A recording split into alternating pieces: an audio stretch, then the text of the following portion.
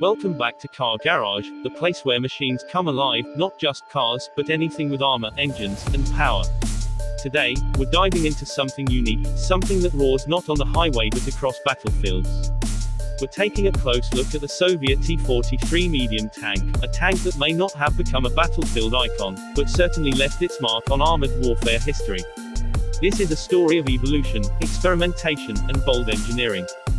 The T-43 was developed in the early 1940s as an attempt to improve upon the already successful T-34. The T-34 had set new standards with its combination of mobility, armor, and firepower. But as the war progressed, German tanks became more powerful, and the Red Army needed something tougher. That's where the T-43 comes in. It wasn't just an upgrade, it was an ambitious redesign, built to take on the growing challenges of modern tank warfare. On the outside, the T-43 maintained a compact, sloped armor design that Soviet engineers have become known for. The tank was visually similar to the T-34, but it had significant improvements under the hood. One of the most notable upgrades was its armor. The T-43 had thicker frontal armor, up to 75mm, and the hull was built with a focus on increasing crew protection without sacrificing too much mobility. Sloped armor meant incoming shells had a harder time penetrating, giving this tank a survival advantage on the front lines. At its core, the T-43 was powered by the same V2 diesel engine found in the T-34, delivering around 500 horsepower. This gave it a top speed of about 50 km per hour, respectable for a tank that weighed over 34 tons.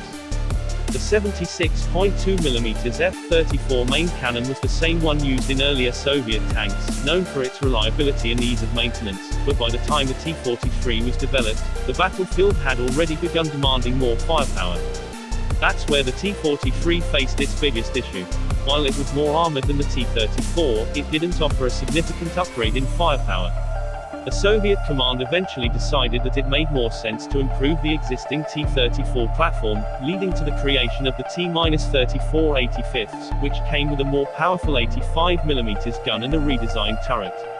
As a result, the T-43 was never mass-produced, but it played a key role in the decision-making and development process.